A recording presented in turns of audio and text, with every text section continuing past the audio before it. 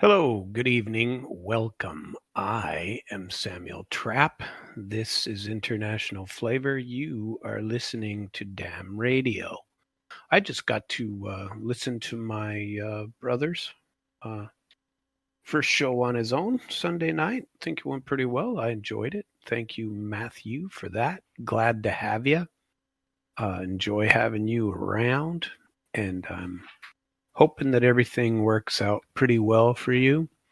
And that you continue to do the show because I like it. And you're actually very interesting to listen to. You're a pretty positive guy. You still tend to have a little cynicism, but I got you way beat on that. I got there's no cynicism in my family. I took it all, right? I got it all. Anyway, if you feel like calling in tonight, number is 573-746-8020. And I'd be happy to hear from you. Would have plenty to talk about. I wanted to follow up a little bit on my show from Thursday, which I, excuse me, gave a bit of a rundown on those 3 bar programs. And I've had, a decent amount of commentary on that. Decent amount of contact on that. Still nothing from the bar, but we'll see what they do on Monday. I imagine their effort is going to be to say that, because this is what they're going to say, they are not a state agency. They are not subject to open records law. That's where they're going to go. Or maybe they didn't see it. Maybe they just have nobody. Or they saw it was from me and just decided they didn't want to do it. The Supreme Court one was a little bit on the iffy side, as far as I'm concerned. Anyway, if you didn't get a chance to listen to that, I suggest, in fact, I request that you go out to my website at internationalflavor.com and give it a listen. It's the last show, the one from Thursday, the 3rd. And I think that it's very worthy of attention. Okay? So please do that, and I will. That will make me happy. This information needs to get out to people. It truly does. It needs to get out to people who matter, or to people that wonder how the system works. It's entitled, if you need to know, if you go up to internationalflavor.com. It is called Dark Deals, Dirty Disputes, Disbarment, and Deceit, all of which belong in that podcast for sure. So I have some topics to discuss today, and I've been paying attention for everyone to the Ukraine deal. We want to give an update on that. I've got a little bit of a I don't know what excitement regarding excitement's probably not the right word, because I wonder if things will ever truly be any different. You know what I mean? And I not that they have to be, but it'd be interesting to me if we did have a third political party. I have no use for either one of the two that exist right now. I've always been more closely aligned with the Republican point of view, economically, family, things of that nature. I believe in smaller state agency, but our states aren't any better, friends and neighbors. Our states are just as horribly run as the federal. It's the same thing on a smaller scale. And so you still got your corrupt power brokers everywhere. The judiciary is still the same mess that it is at the state level, on the federal level, and vice versa. And so I do want to talk a little bit about that idea of Elon Musk's. But I suppose, and I've already told you that I'm a little bit troubled about the old Musk and Trump destruction. I gave a full analysis of that in one of my shows last week. If you can't say something nice, don't talk. Just give it up. We'll get into that a little bit. But what I wanted to start with today is the BRICS conference, which is taking place, the summit, taking place in Brazil, started today, goes tomorrow, and the next day. And I'm supposed to be there. I'm not. And I had some other things that I'm taking care of, got going on in life. So sadly, I am not there. But my intention was, since I went to the one last year, to go this year. I've contacted a few acquaintances that I met last year that I hope to have an interview with them. That I broadcast a couple of those last year. We're trying to arrange a time to get together and do a video of that, which I can then play as a link here on my program tomorrow night. So I'm going to go into BRICS tomorrow night too. But today, what happened was Vladimir Putin gave a speech for the opening of the BRICS Summit, and he was a one of the speakers that got to participate in that. He had to participate he didn't have to, but he did participate by video. And so I wanted to speak a little bit about that as well, because so Netanyahu can travel the globe all he wants. Netanyahu has an ICC arrest warrant, just like the one they used to get the guy from the Philippines, just like the one they have for Vladimir Putin. They want to get him for war crimes, and they want to get him for this and get him for that, and they would push that button. Some lunatic from NATO would push that, because there's no respect among countries anymore, and especially if you're not one of the in crowd. Everything in life is about being in the in crowd, people. So do what you can to get in the in crowd, because everybody else gets boned. I talked about being in the in crowd all day last Thursday, or all night during my show last Thursday. And I'm not in the in crowd, never have been. I've been nice to everybody. I was one of those kids in high school. I got along with everybody in the school. I got along with the brainy kids. I got along with the sport guys. Of course, I did all their homework for them. $1 a page, baby. Way back then, was making some money in high school. $1. I'd read every book in the library, wrote them all their book reports and stuff.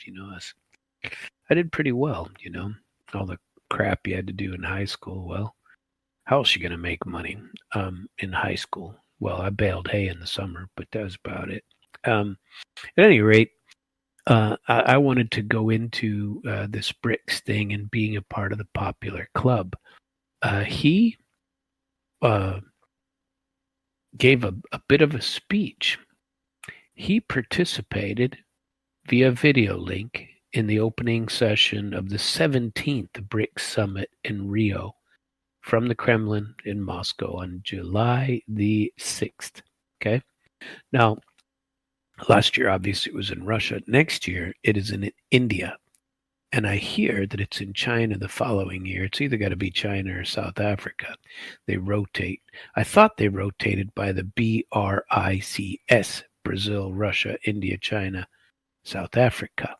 But I think they swapped it last year because there was something so big going on. But that's how I thought it went before. But if it's in India, I'm going to figure that out, I think, next year. And I think I want to start doing I'd like to go to these things and report just straight from there. Sam's little podcast, Sam's little damn radio show. Anywhere on the globe I could be would be just fantastic. Doesn't matter to me.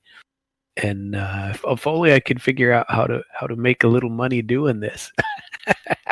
That would be fun. By the way, if you I am actually attempting to do that. So if you are interested in the podcast or going back and listening to old copies of it, you can go back, like I said, and the more you listen on International Flavor, the better that is, because eventually it will get start growing and get more. We're a new station, and I wanted to say that I was July 4th was the 1 year anniversary of the first talk show. I think JR told me he had been broadcasted a little music, but the first talk show was on July the 4th. Isn't that freaking awesome? And so we are a year old. I'm not. I don't think I started until, hell, I don't even remember when I started. I couldn't tell you. JR probably could.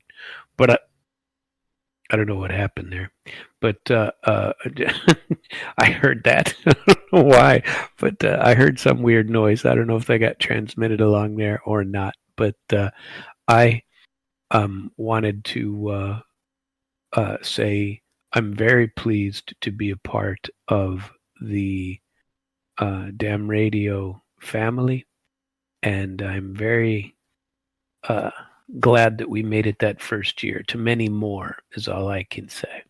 So I want to make sure that all of our information gets out to folks about our channel. And so if I could ask you all to go out, I know that several of the programs, including mine, have Facebook pages. And if you would go out to those Facebook pages and join our Facebook pages, that would be fantastic. And I would greatly appreciate it. Mine you can find by going out to International Flavor and just search for International Flavor, Samuel Trapp. It'll bring you to my page. I know that Damn Radio has a page, and we'd like to get you out there. Anyway, I forgot to do those things at the start of the show, and I intended to. And now I want to get back to our regularly scheduled statements about what is going on in BRICS. So, but for those of you who aren't aware of this, BRICS is already, and last year even, but BRICS is outperforming the G7 at a pretty substantial level. Okay, the group's combined GDP is $20 trillion. Greater than that of the Western bloc of the G7. How does that make you feel? So the G7 all get together up in Canada, and they're not crap without the U.S. And if it wasn't for us, the rest of them are nothing. And they got nothing. But BRICS has outstripped the group of seven in terms of combined GDP. I gave you the definitions of GDP last week. This is serious, people. And I don't mean it's a problem we have to overcome. It's a reality we need to come to terms with. And there's nothing wrong with it. It doesn't matter. As I say to people all the time when they're dealing with getting all worked up over what the government does, okay, and fighting and carrying on. I'm always interested in knowing alternatives, but you can't change it anyway. You can at the local level, and I encourage everyone to do as much as possible, participate in that, and be aware of what's going on the national and international level. Of course, it's but it's not like me having my little show here is going to change what I don't know Netanyahu thinks about attacking Yemen yesterday. Here comes another war that he's going to force us to jump into. I don't like this, that he just does it, and then he comes over with his hand out to Trump again. There's another article on that. I might not get to it tonight because I do want to talk about this these other topics. Um, Modi made it to the statement, got an article about him in the BRICS. Speaking on a video link, Putin said that BRICS member states not only account for a third of the Earth's land and almost half of the planet's population, but 40% of the global economy.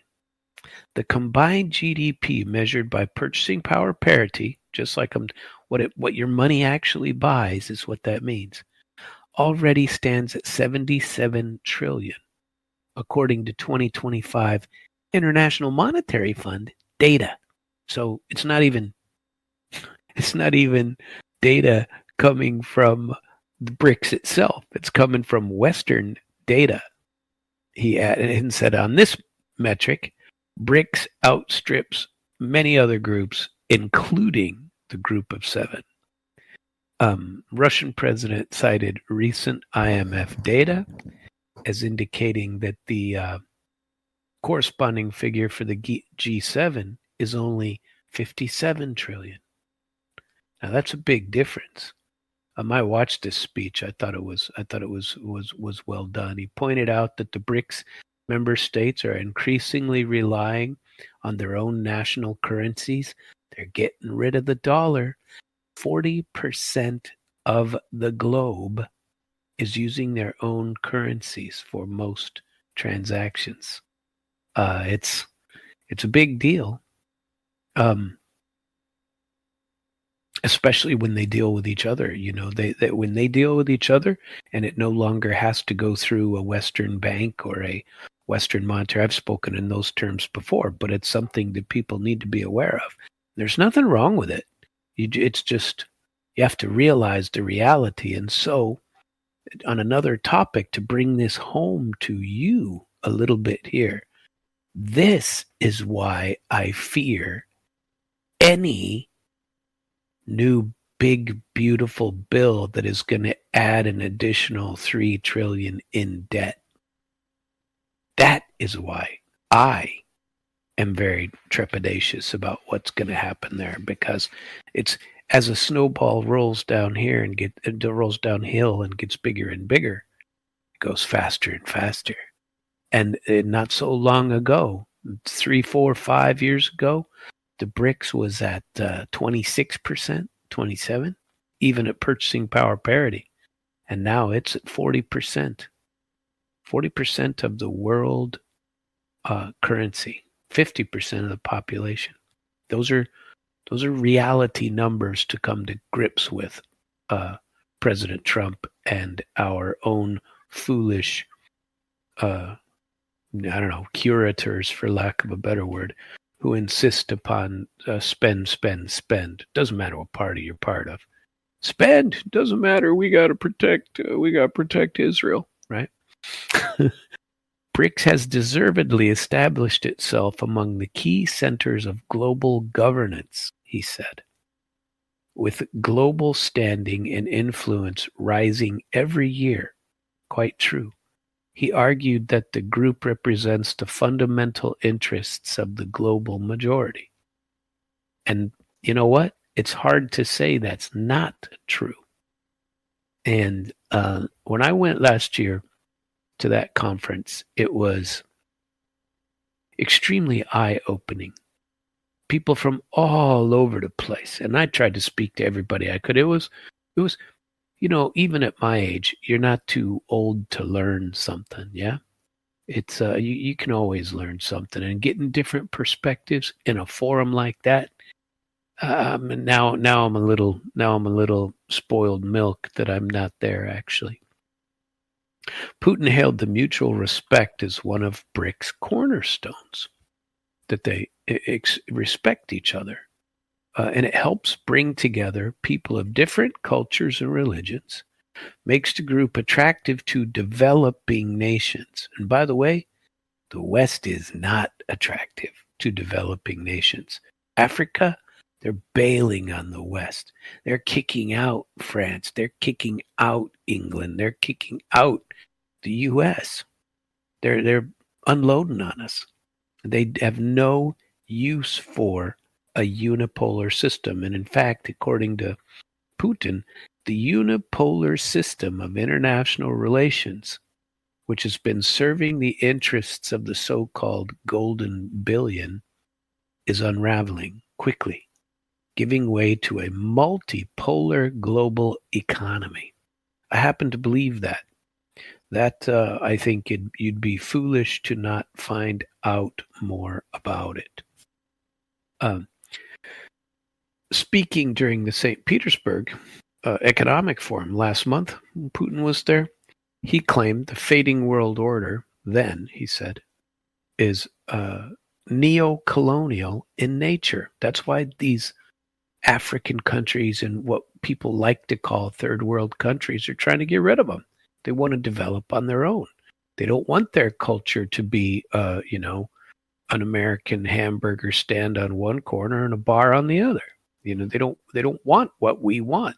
There might still be a food outlet and a place to drink, but it'll be their own. You don't need a McDonald's everywhere on every corner. And I'm not against McDonald's, so don't take that as wrong. You don't need a Burger King everywhere. Who really cares? In fact, I like the variety of other foods, and we don't even get that really in America anymore.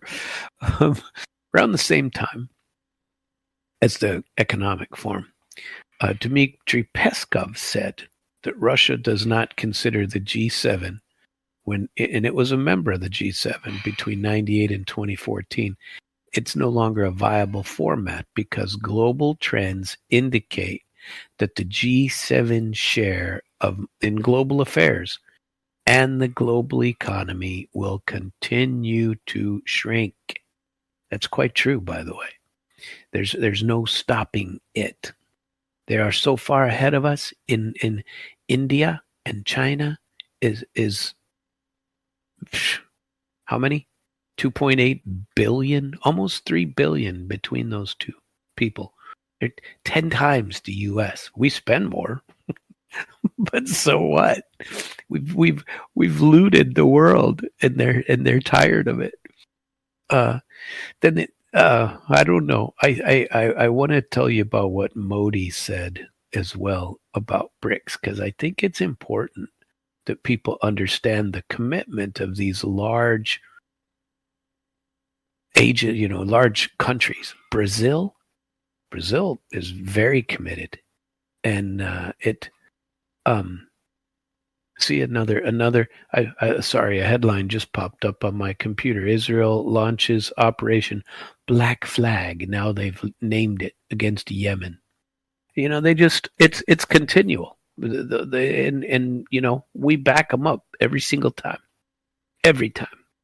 And the only thing positive I can say it's coming out of is at least we're bailing on Ukraine. That's horrible too, but at least we're getting out of that hellhole. But we're still being manipulated. That ain't changing.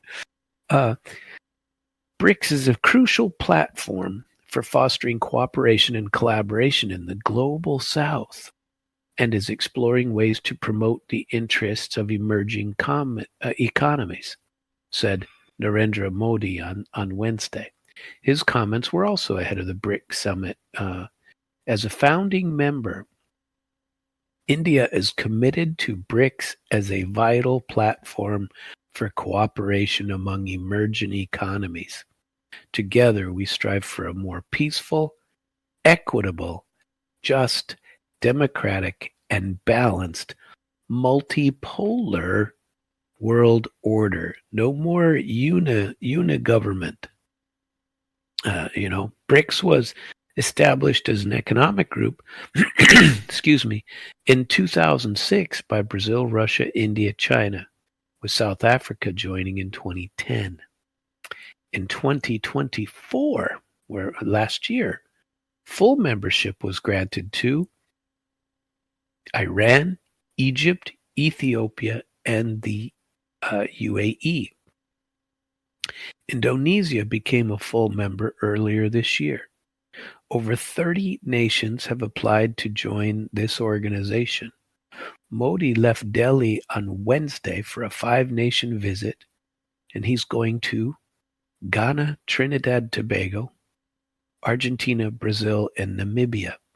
I am confident that my visits to the five countries will reinforce our bonds and friendship across the global South, strengthen our partnership on both sides of the Atlantic, and deepen engagement in the multilateral platforms such as BRICS, the African Union, and named a couple other ones. In June, Indian Foreign Minister S. Jaishankar, and he's funny. That guy you should listen to.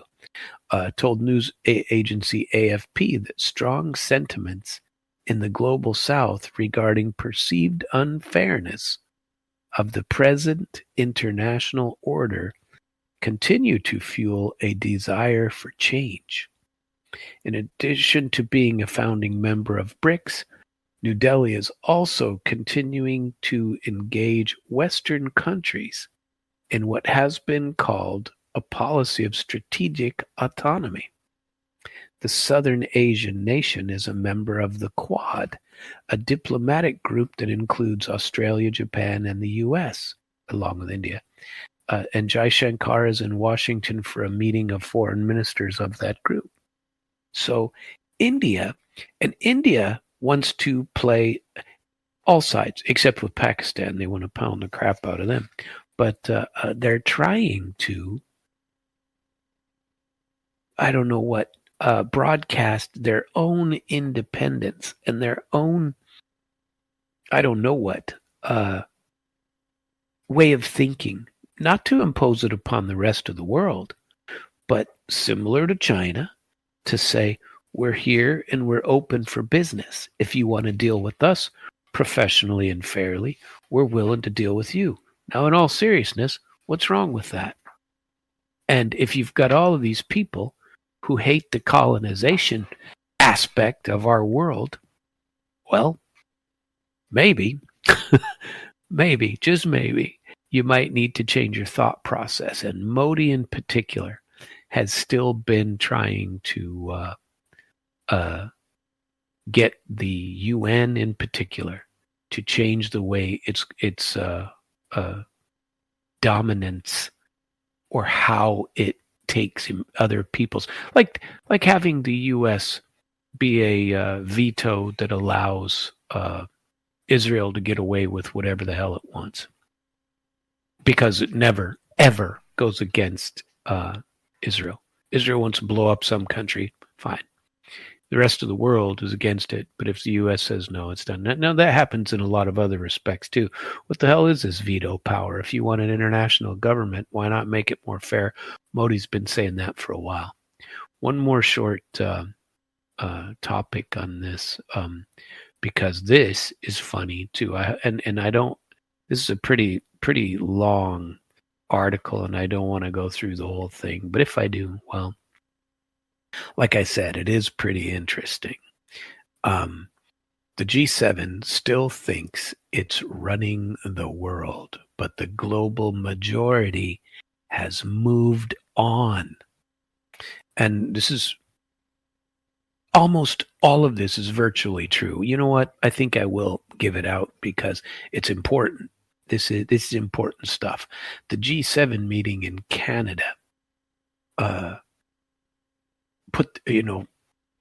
interfered with the cohesion of the group.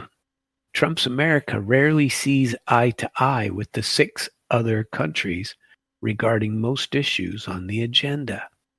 The weight of this group is, in providing stability to the global financial system, but that was beat up in 2008, which led to the creation of the G20, because the G7 couldn't handle it themselves. This group of power, Western power, with Japan co-opted in, had traditionally dominated global economic and financial system. They realized they could no longer do so on their own. As other economies emerged whose cooperation to maintain the existing system had become necessary, the goal still was to maintain the preeminence of G7 by incorporating emerging economies into the existing globalized system. but without the same amount of power, just like I was just saying about Guy Shankar and Modi. With geopolitical rivalry with Russia, who got thrown out because it was the G8, but they threw out Russia in 2014 because they wanted to bring in Ukraine instead. China declared as the principal long-term adversary of the U.S. this goal of preserving hegemony of the West as much as possible by broadening the base of cooperation through the co-opt of select non-Western countries is no longer realistic. Even, by the way, Japan is having its, second thoughts. Russia and China have become very close strategic partners. Bilateral trade has expanded greatly, and they are trading in their own currency. The BRICS groups expanded. Members want to gain more economic and financial autonomy through development banks, trading more in their own currency where possible, pressing for reforms of international political and financial institution, and backing multipolarity in order to have a greater say in global government or governance. I tell you what, I'm very interested in having this chat with my friend George, and I hope we can figure out a time to get together, because I want to see the big release of what they set out for BRICS this year. I'll try to find it. I know it's out there. I have their website on. It's not speed dial, but bookmark. I have it on bookmark, and see what they said. There's a ton of articles on there, and I should probably share some. They have the youth cooperation initiatives, youth leadership programs, health initiatives, uniting global standards, harmonizing trade and environmental governance, joint statement on the escalation of security situation in the Middle East. This press release about Iran, because remember, Iran's a member of BRICS. The climate, everything, it's all there. I will try to get a deeper program together, and hopefully I can get George to chat with me for a little while, and we can get a little further deep dive into that tomorrow or the next day, and something set up pretty soon, maybe a series of things. Excuse me, because if you don't know anything about BRICS, I know I talk about it a reasonable amount of time, but it's hard to be an expert because they are growing quickly, and I mean quickly. And I want to see who I'm most interested in, who gets new invites of the 30 that they were talking about, that have offers out there or who have applied to join. There, and there's some that have been offered that haven't done a whole lot yet, like Saudi Arabia, by the way, and they're still, they still send delegates, but because there's still a lot of interest in it, and a lot of the global South is there. Last year there were so many African countries there; it was unbelievable. Alrighty, so I think we're gonna swap to a little bit of a different topic here.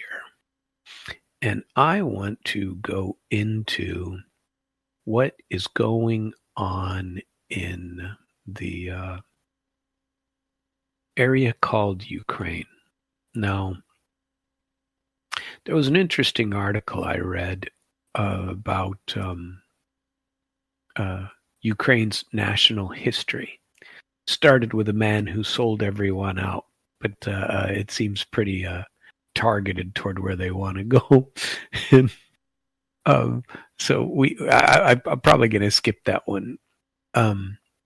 But there was an interesting article that is a Zelensky thing. There's been a lot going on in there. There's been, I think I may have said something about it.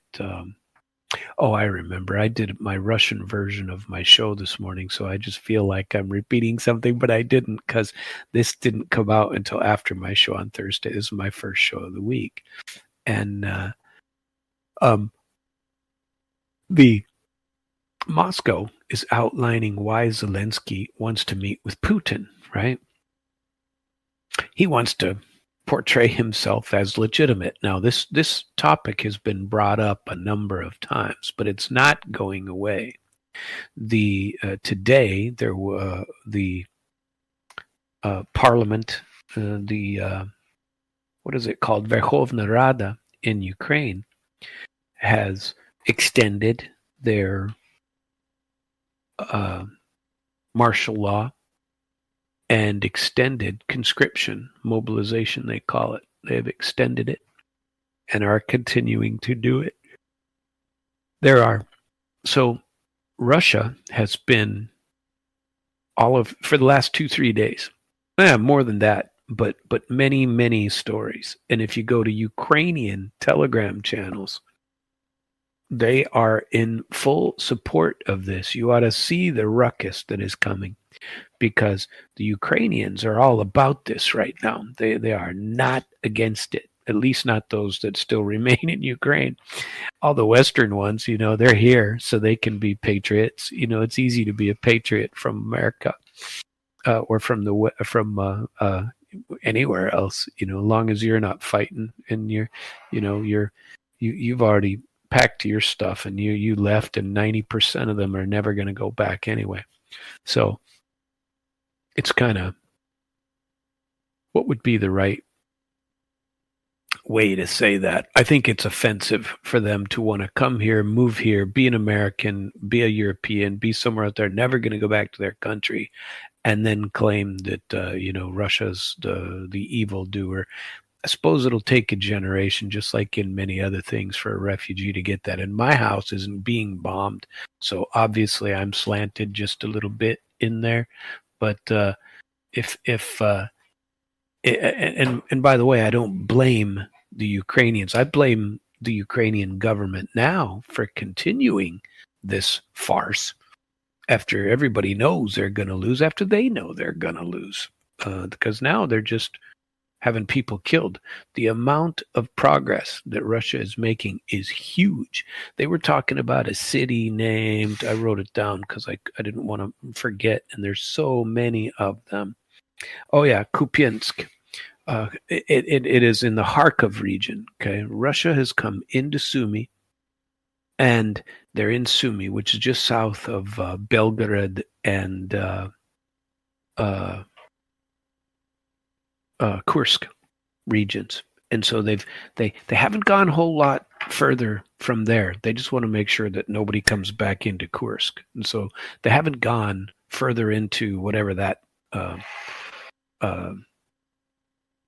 oblast, whatever that region is called. But they haven't gone into Sumy. And today they took a butt ton of Kharkov, and they went all the way around into Kupiansk, and Kupiansk is almost surrounded, and they've blown up these same bridges over and over, and Ukraine keeps pouring sand into them, and Russia keeps blowing them up, because if they get across that river, it's over. The at least in that region, and the Ukrainians are losing their asses over there. And people are dying. I mean, tons of people, and they're retreating quickly. I think at least those involved on the front lines, including the commanders, by the way, are trying to save as many lives as they can, including their own. But that isn't extending to the political class yet, to the politicians. But it is extending, and don't think that Russia isn't aware of this, because Russia has plenty of interest in Telegram and the Telegram channels. And if you get on there and you look at it, you will see that Russia has been bombing the snot out of Ukraine. So many missiles every single day. They are bombing the crap out of Kiev. They're bombing the crap out of every area around. Any airfield, they bombed both large airports in Ukraine. They have, but one of the things that all the people are, frankly, there's a lot of support on Telegram, is that, get this, Russia is now targeting uh, mobilization centers. So they're targeting all of the recruitment offices. And they, in city after city, they're taking out these, and people are getting on and going, yeah, all the Ukrainians are going, that's great, but keep bombing the hell out of those. And they've already taken out several training centers for people after they've been mobilized, like basic training fields. Geez, you should have seen one. They put a Fab 3000 over one of those, and that's a very large bomb, and it's the one that sucks the air out and then explodes the oxygen right after it. So it's a double explosion. It's highly destructive, and it flattened an acre and a half. I mean, building after building. They are powerful. And Russia, the Ukrainians are on the run, friends and neighbors. They just are. And anyway, and now they've increased, extended, what do you call it? Martial law and mobilization. And so who's speaking out? One of my favorite people to listen to, because she's just a smartass. And I'm not saying I agree with all of her politics, because I don't. But I think she's certainly intelligent, pretty gifted orator. And when you speak, and she works for the office of, she's foreign ministry, Lavrov. She works for Lavrov. She's like number 2 in the place, or whatever the ranks are. I don't know. But she's the one who always gives the press briefings every day. And she gives like a 3-hour press briefing, and you can't listen to that all day. But if you can get the highlights, it's well worth it, because she beats up on everybody equally. She's just as good as whatever the chick is that works for our President Trump. And I can't remember her name off the top of my head, but Ukrainian. She said that Ukrainian leader Zelensky. She repeated this again today. He wants to meet with Putin so that he can claim his legitimacy, because the White House is asking for elections. They're pressuring him from elections, and they're not going to be happy. Trump isn't going to be happy with what happened today. Extending martial law, no announcement of elections, and continued mobilization. Trump is getting more and more vocal about this, and so I think maybe he might have some commentary on this. I should go read his True Social, but I don't know. At any rate, in an interview with First Sevastopol TV released Saturday, Zakharova was asked why she believes the Ukrainian leader is so insistent on meeting with Putin. And she said, because he needs to reaffirm his legitimacy, not through legal procedures, but by any other means to prove that he is in power. So he wants to keep on traveling. His term ended, we know it. He is insanely afraid of being forgotten, of becoming unnecessary. Zelensky seeks a meeting with Putin because he is driven by a monstrous fear of being consigned to oblivion, that somehow the West will sideline him. And you can see he doesn't step away from the microphones. I think he sleeps with a webcam, she said. Zelensky on numerous occasions said that he wants to meet with Putin, said it's a prerequisite for peace. In May, Dmitry Peskov suggested a meeting between Putin and Zelensky could be possible after negotiations between Moscow and Kiev reached specific arrangements on diplomatic tracks. But in June, Putin said he was open to meeting with Zelensky, but suggested that the leader lacks legitimacy to sign a binding agreement. I'm ready to meet with anyone, including Zelensky. That's not the issue. If the Ukrainian state trusts someone to conduct negotiations, by all means, let it be Zelensky. The question is different. Who will sign the documents? In 2022, Zelensky signed a decree banning talks with the Russian leadership after Donetsk, Lugansk, Kherson, and Zaporizhia voted in a referendums to join Russia. Though Zelensky has not canceled that decree, he has since insisted that it only applies to other Ukrainians, not to himself. Well, that's nice. It's very, very kind of you to create a law that doesn't apply. Do as I say, not as I do.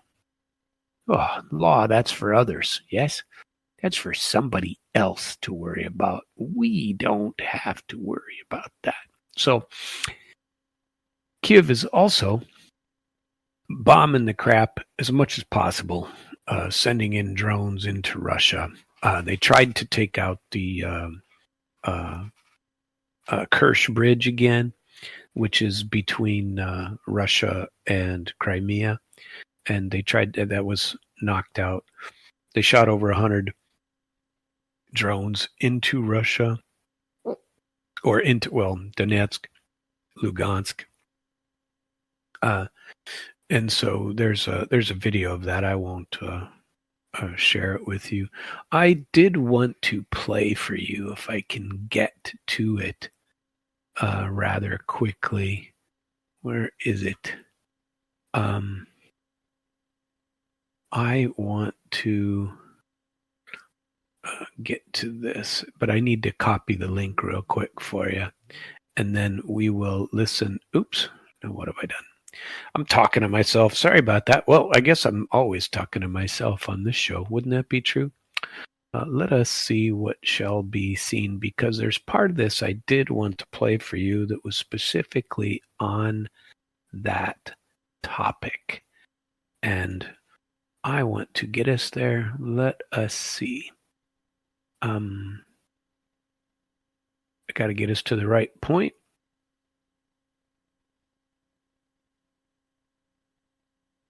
This has to do with the destruction on the military facilities, and I read an article about it too. But he puts this on pretty good. So we want to talk about the recruitment centers for just a minute. Let's see here. Here we go. Sorry, it took me a second. I had to get it to the right point. Exactly the center, the building, the probably office, government office, which is responsible for a mobilization process on the territory of Ukraine. So this building was damaged and destroyed. And this is the same video, this is the same building, the same episode, but from another angle. In this second, we can see first attack carried out by the Russians with Geraint-type drone. And during just this video, we could see probably 2 or 3 drones that attacked the same building, but from different angles and different, let's say, lines of attack. So what is important with this? If we increase the numbers of updates, let's say since the 20th of June of 2025, we could see that this building recruitment center wasn't the only center that was attacked by the Russians with drones. For example, a few days ago, the Russians attacked the recruitment center in the city by the name of Poltava. In this video, we can see also several attacks with drones during the daylight, not during the night, but during the daylight, when people can see this, when people can share this information with their friends, with their relatives, with their probably neighbors, and many other different types of people. So people can see, can film this, and can share with other peoples. And here what we can see is how the Russians are destroying the recruitment centers. You know that this is very important, because this is not like an attack on Ukrainian military facilities or Ukrainian military objects or warehouses, ammo depots, fuel depots, or something like this. This is an attack, this is attacks on some office, government office, who is responsible for terror on the territory of Ukraine. We are talking about this bloody mobilization. I believe you've seen a significant number of videos of how Ukrainians kidnapping people on the streets, and the Russians are bombing the buildings that belongs to these people. Once again, on the 3rd of July, the Russians attacked the city of Poltava. On the 6th of July, the Russians attacked the city of Kremenchuk, and a few days ago, the Russians attacked the settlement of Krivoy Rog. The same story. The Russians attacked the, let's say, recruitment center, and the most important thing that when the Russians attack these buildings, these government offices, first of all, they're checking not the videos, not the consequences of this attack. First of all, the Russians answer the Telegram channels, different pages in social networks with the purpose to read comments, because we understand that after every single strike, people all over the entire territory of Ukraine do the one important thing. They're making comments, they're leaving their signs, they're making their comments about their personal attitude to the situation. And several experts have already reported that the Ukrainians are pretty happy with these strikes. You know that this is something that Ukrainians currently began accepting. You know that every single action that the Russians have carried out since the beginning of the special military operation was something negative for Ukrainians. They didn't accept any move, any step of the Russian authorities and Russian military forces. And since the beginning of the special military operation, this is something first that the Ukrainians are happy to see. You know, that this is very interesting because Ukrainians, they probably, most of Ukrainians, or at least those who are on the ground or they're against the Russians. But the situation is that there is a group of Ukrainians, group of population, that Ukrainians, the total nation, probably don't like even a bit more than the Russians. When we're talking about these recruiters. Most likely, the Russians will continue bombing and attacking the territory of Ukraine, especially during the daylight, and especially all these recruitment centers. And most likely, by these attacks, the Russians will try to make as many as possible Ukrainians probably not voting, but be on the Russian side, at least on this matter. And that's enough of that. I like how he put that, so I wanted to include that cut. There was another one that, for a Ukraine update, which is quite necessary. There's a ship, a British ship, blown up in Odessa harbor by the Russians. They blew up this ship, and all the people are talking about. And I had a clip of that I thought I might play as well, but I don't want to go searching through that video. And I looks like in my notes I can't even read what minute mark I put. So I wrote over the top of it, so I can't tell you. But I will tell you what happened there. There's a British ship pulls into the harbor. It's in the port, and an Iskander missile took it out. And there's plenty of you can go out and check it out and see what is all coming off. And it, supplying weapons, a British ship. They're sanctioning all these Russian ships, I guess, from oil, and Russia's just going out and blowing crap up, huh? So they're getting pretty serious about all this, and Ukraine is losing quickly, massively, and it is not good. Let's see. I told you they attacked the bridge. The progress on the ground. So if you get on to just about the guy I was just listening to, I like to watch him. That guy does his show in both English and in Russian, and I like the Russian one, but his English is pretty good too, and I like his accent. And but the reason I watch him is because he geo-positions all of the videos that they put together. This has got to be a buttload of work that they do here, trying to get all of this data together. And he geo-positions all of the video that he shows, right? To show the video of what happened with the explosions of each one of these while I'm watching the video here. He will show the video of each of the centers and say this was geolocated to this location, so we know what happened, and we know it was this, and we know it was that. And he has on just about every day he shows all the red spots, and which are the incursions of the Russians, either by tank, by special forces unit, or by whatever, or by massive bombing raids in the entire part that we reported on in the east and the northeast of Ukraine, where Putin wanted to establish a buffer zone, is it's all red. There are so many. There are continual reports in there. And like I said to you, the city of Kupiansk is probably surrounded. And those Ukrainians are going to have to bail, surrender, or something is not looking good. There's been a ton of information put out on all of this recently. There's a guy that likes to talk about mobilization, and I've given you reports on mobilization and how Russia doesn't have anywhere near the problems in recruitment that Ukraine has.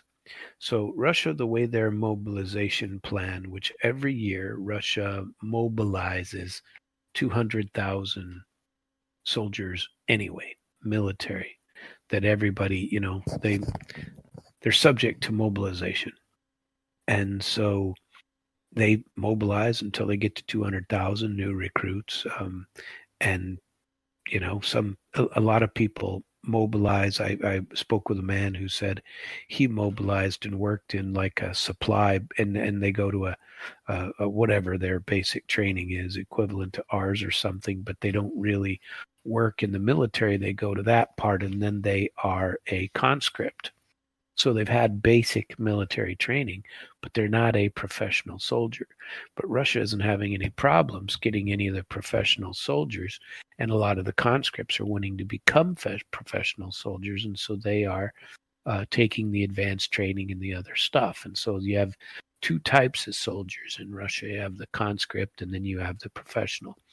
And the conscripts are the 200,000 a year that they maintain, so that when they do have to train a force, they don't have to train an entire army or have too small of a force. And they are all men, of every age, have been subject to this conscription. Whether it's 2 years, I don't remember. I want to say it's 2, but I don't remember off the top of my head. And maybe I'll do a show on it one time and go dig up what it is currently. But they don't have anywhere near the conscription problems that Ukraine is having. And so that is, Russia is paying, when I was over there the last time, and I heard that it increased to even more, but they were offering like 8 million rubles to join. And that's a lot of money. I haven't checked the rate right now, but it's a good amount of money. It's enough to change your life, to buy an apartment, to do something like that. It's a big chunk of money. And then if you die, your family gets something too. Not that that's but it's like our contracts. When I joined the military when I was a kid, I got $8,000 to join to be a Russian interpreter. I got $20,000 to re-enlist. Because now they didn't want to lose me because I had the skills and they wanted to keep me. And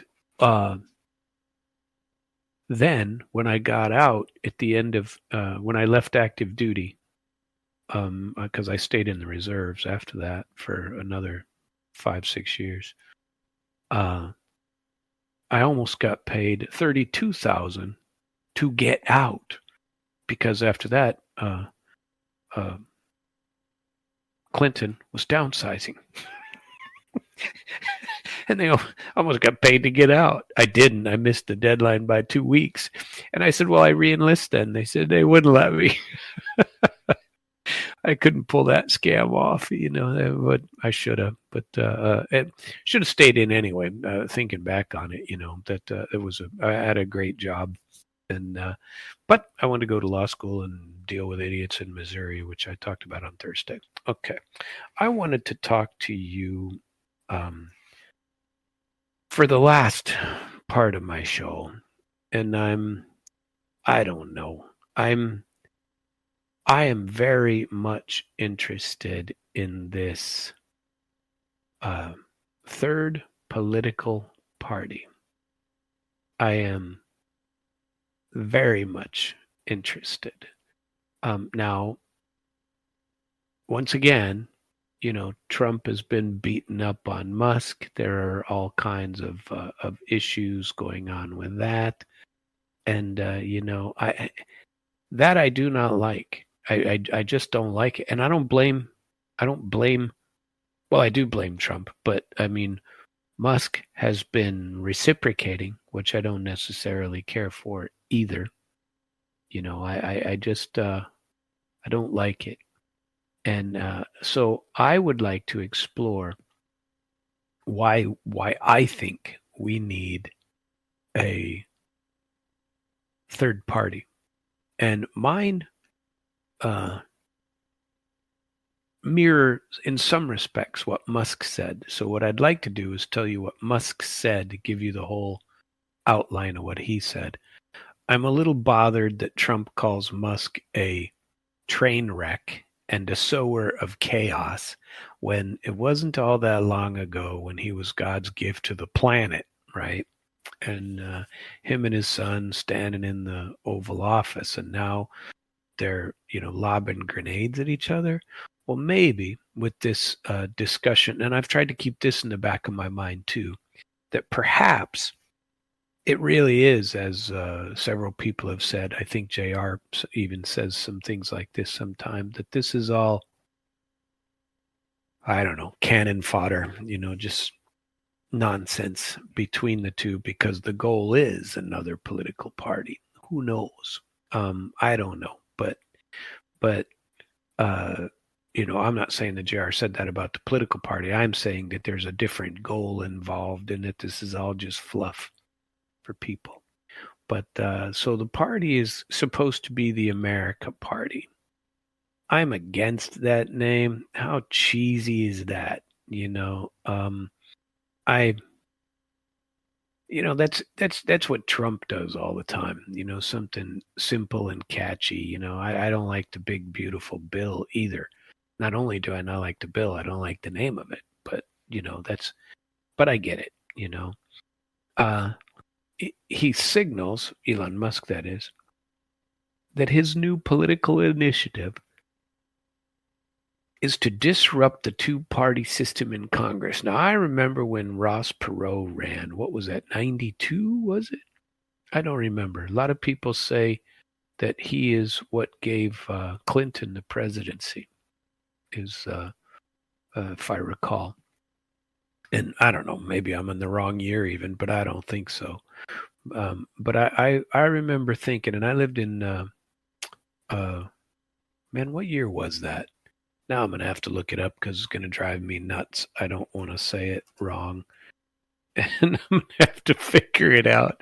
Sorry, I don't want to give you the wrong information. Yeah, it was the 1992 presidential campaign. And that certainly was. And at any rate, I'm yawning like a madman here. Sorry about that. He wants to challenge the dominance of the Republican and Democrats ahead of the 2026 midterm elections. Now, I'm all for that. I don't think. I read some statistic not long ago that there's an 88% or something like that incumbency rate, meaning they get reelected every single time just because they've been there. And I tell you what, something needs to change. Term limits across the board, do something. And I don't care if the term limits are 15 years, 20 years. Give me something. It doesn't have to be two, doesn't have, but give me something to change, to shake up this corrupt nonsense. He says he wants to challenge the dominance, right? Well, they I don't know. The uniparty, he calls it, which is what I've always believed it to be. So I'm with him on that. He says backing a candidate for president is not out of the question, but the focus for the next 12 months is the House and the Senate, said Musk on Sunday on X. See, they each got their own social media platform to lob grenades at each other, verbal grenades. And he outlined his short-term priority to target the U.S. midterm elections in 2026, when 33 of the 100 Senate seats and all 435 House seats are up for grabs. The way we are going to crack the uniparty is by using a variant of how Epaminondas shattered the myth of the Spartan invincibility, extremely concentrated force at the precise location on the battlefield. Musk doubled down on his criticism of Trump's fiscal policy. What the heck was the point of Doge if he's just going to increase debt by $5 trillion? Hard to disagree. No, a lot of people think there's a plan, but who knows? In a post on his own social media, Truth Social, on Sunday, Trump criticized Musk for what he described as erratic behavior, calling him a train wreck and accusing him of promoting disruption and chaos. Yeah, you didn't think that before. I am saddened to watch Elon Musk go completely off the rails, becoming a train wreck over the past 5 weeks. He even wants to start a third political party, despite the fact that they have never succeeded in the United States. The system seems not designed for them. Now, in my opinion, that is a foolish statement. I think that, remember, and they've been pumping this up our, rear ends for how many years? Ever since I've been alive, that the swing voter controls. The swing voter controls.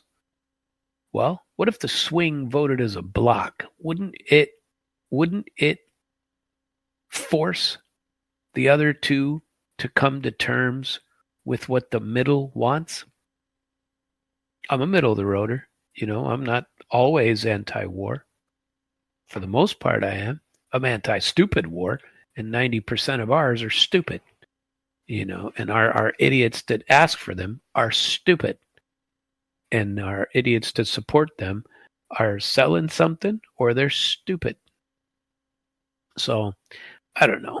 I have a serious problem with this. But if you go back and look in the system of when Ross Perot ran, perhaps you will. I don't know. I'm not trying to talk you into it. I'm really not. I'm just trying to ask that you consider it. Because when Elon Musk created it, he said what he said he wanted to do was give freedom back to the people. Okay. And that he wants to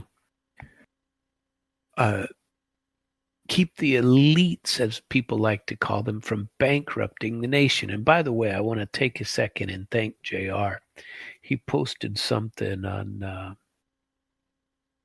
don't know, whatever chat we use. We use a chat to speak with the other show hosts on this channel. And he posted something about the Fed. And it was like a 30-something page. I read the whole thing. And interesting concept. I still don't understand it. I have to do it again.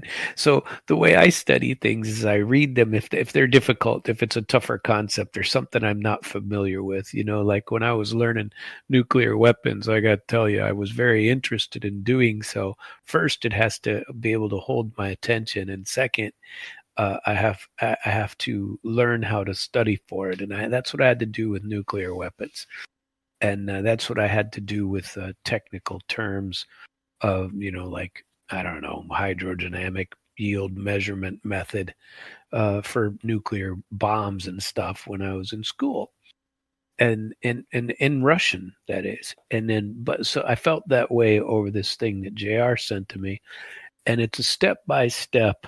And maybe he'll announce where it is. I only saw the one that he had, and it was downloaded. But it was. I'm sure he'll talk about it tomorrow, and I'm going to try to be listening.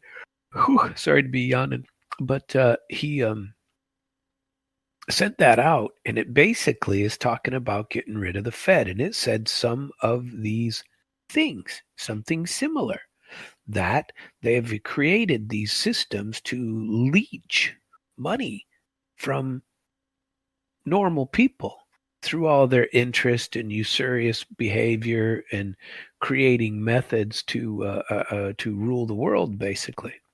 So I think that the two of these guys need to pull their heads out of their asses and get back together, shake hands and move on and quit this foolishness. Now, uh, you can disagree with people, you can disagree with them without insulting them. Now, I say that sometimes, but the people that I insulted, they're not my friends. Those people are people that I've never been, with. But you don't beat up your ex-wife, and you don't chew out your ex-wife in public. You don't succumb to that level of stuff. And if you have business partners that you get that, especially if you profess all of the beauty of each other, it just makes people not trust you. It's and it's counterproductive completely. Saying that oh, that ex-wife should be bitch. Okay, of course she is. That's the way it goes. You're no longer, a true love. It's always make fun of true love because, yeah, true love will just fall down and hit you in the face, like an apple from a tree for poor old Newton. It'll hit you right in the face. And true love sometimes just reaches out and bites you in the butt. It used to happen to me like 6, 7 times a day, depending on where I was located. So, at any rate, you don't treat people poorly by saying stuff like that, especially when you've been so publicly and vocally for them before. At any rate, I'm going to tell you what Elon said. When it comes to bankrupting our country with waste and graft, we live in a one-party system, not a democracy. Agreed. Sammy agrees. Musk wrote, today, the America Party is formed to give you your freedom. Change the damn name, but other than that, okay.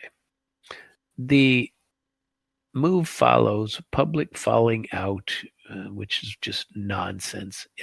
He didn't elaborate how much progress he has made with his plan so far, but he did say that the first move could be expected next year during the U.S. midterm elections. Hell, he supports me. I'll join. I'll join a party and run against somebody. I'll tell my story to somebody. I'll even move back to Missouri for that. I would happily do that and try to just name a spot that you think you can win, Elon Musk, and I'll move there.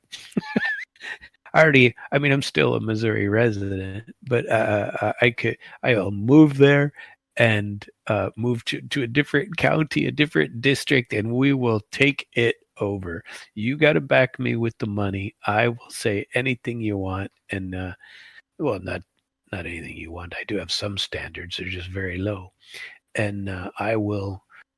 I know stuff, and I know how corrupt Missouri is. I know how corrupt that stuff, and I'd love to change it.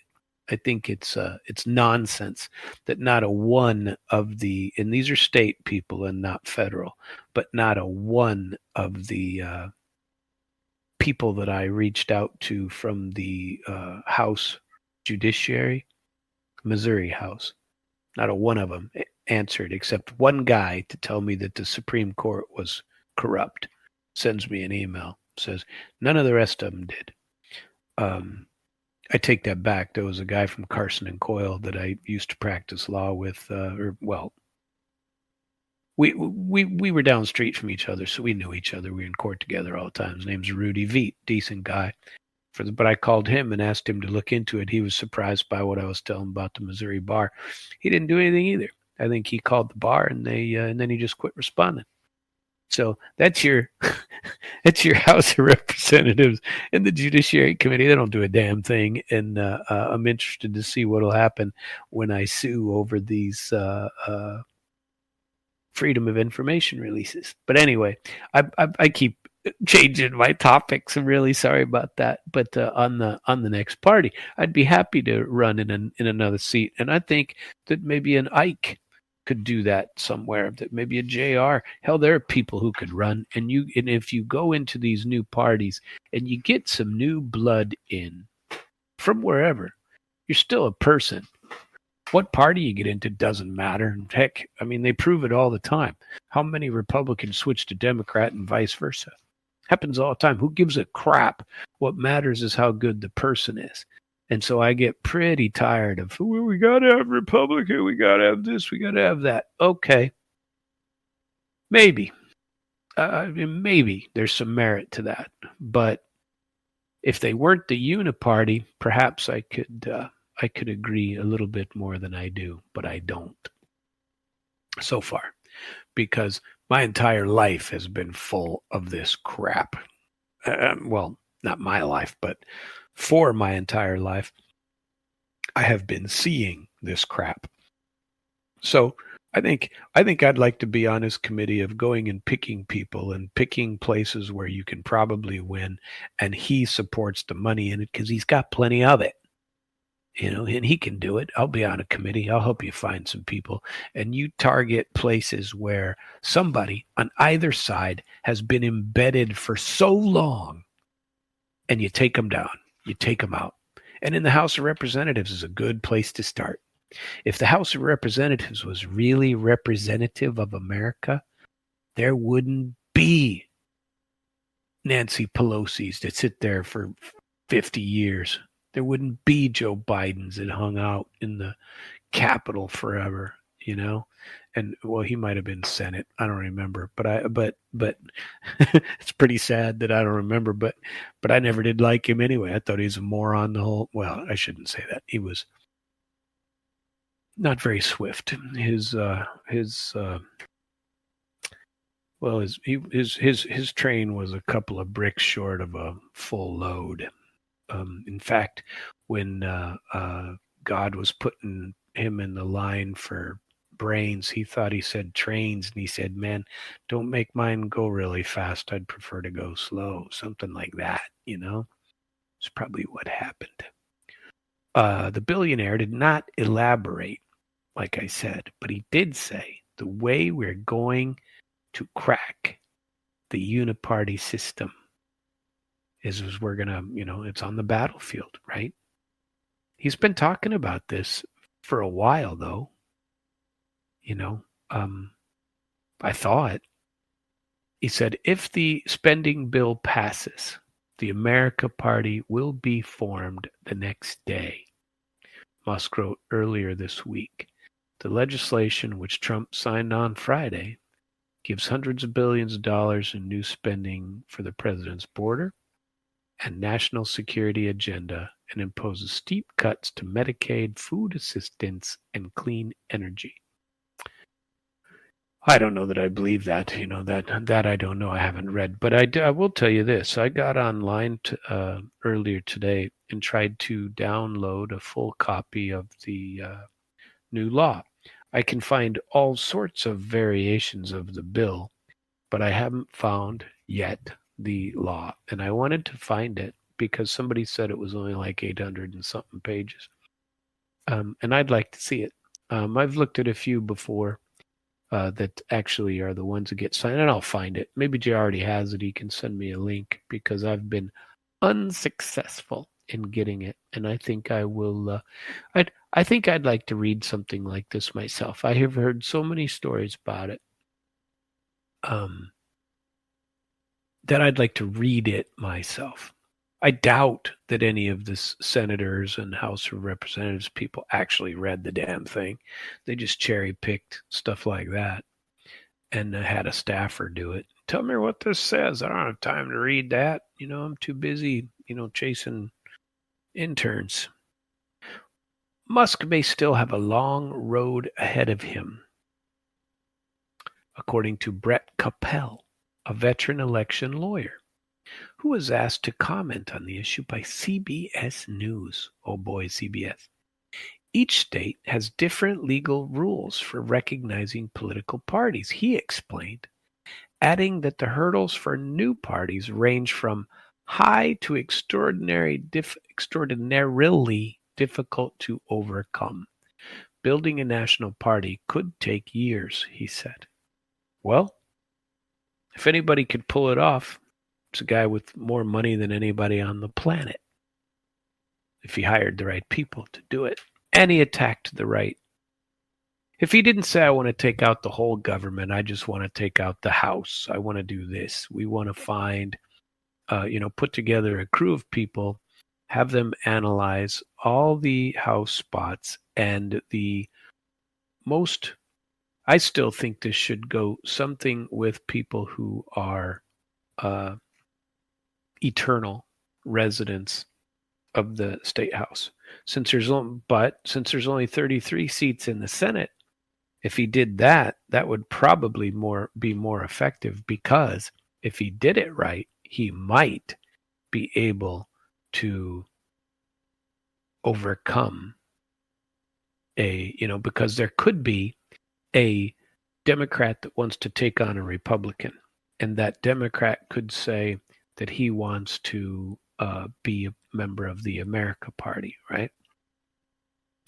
And Musk could fund him just as a threat to because there's 51-49 right now, I think, and he could target those 33 seats, all 33 that are up for grabs, and just that would cause chaos. That would be a valuable chaos, in my opinion. I think if we could get past it now. In fact, the guy I met at BRICS, the one I was trying to interview, and I was unable to, or we were unable to arrange it today. He is from France, and he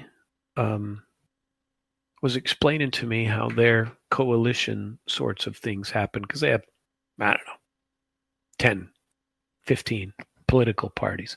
And if you saw over the weekend, Chancellor Merz was supposed to be Chancellor Merz in Germany. And for the first time in the history of Germany, the coalition leader didn't get elected. Now, they'll probably hold another vote on Tuesday, and meanwhile, he's going to be jockeying for position. But there was a lady got on there and said, from one of the opposition parties, said, this is a first. See, this guy's a criminal, she said, and no wonder we didn't support him. I want to see if I can find that article, but this is how, let's see if it came up in the newspaper for me. Merz Chancellor. See what comes up, if anything. No articles. That sucks. And there's got to be one somewhere. And it's got, man, I can't believe there isn't an article on this in this newspaper. I don't know if I'm going to have to get into a different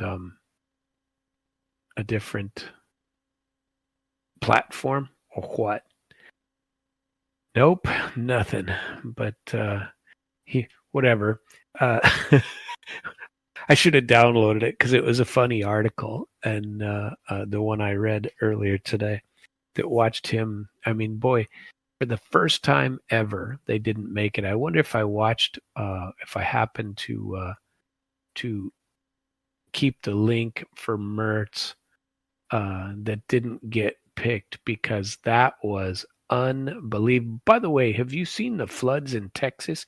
Sorry about that, but man, that was frightening.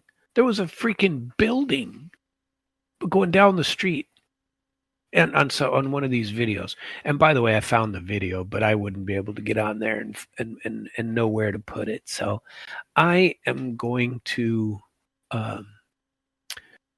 see if we can put something together for that tomorrow, and I'm going to give you my opinion of the America Party.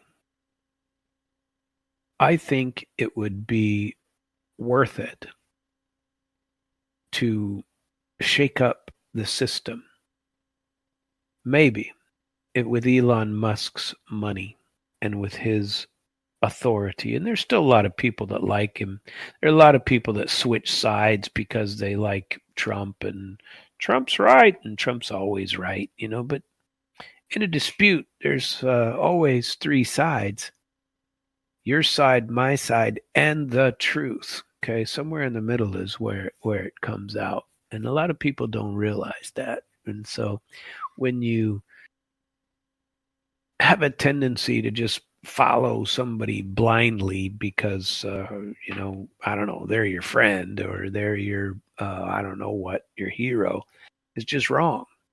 If you can't objectively analyze what's going on, or you've got to have the feeling, or that so and so is never wrong. That's just like the ex-wife thing.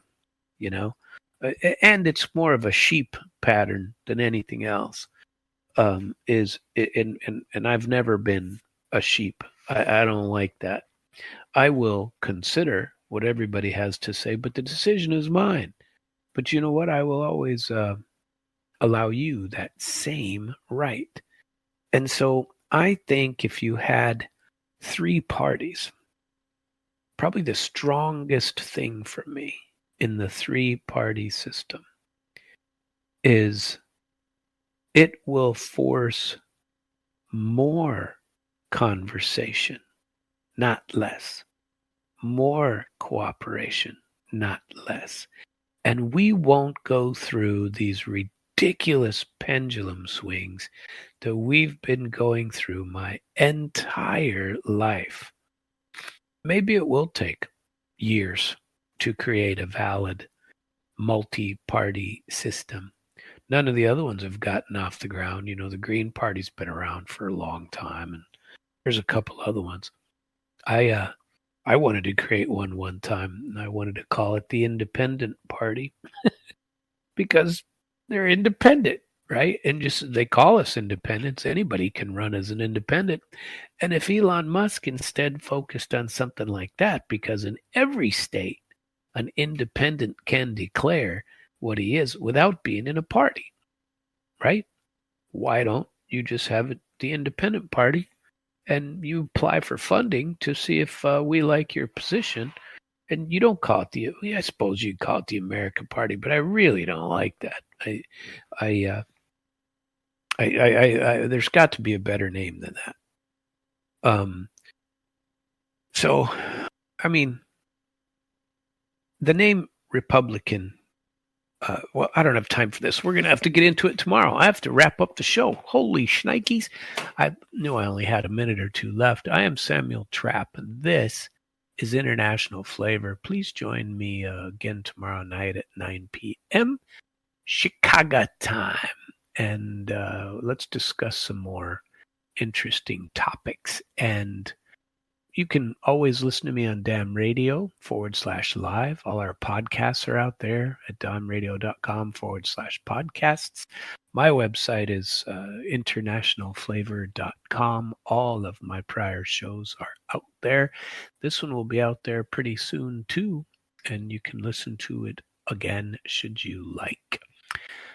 Always think for yourself, friends and neighbors, and get all the information you need. I will be here again tomorrow, and I very much look forward to seeing you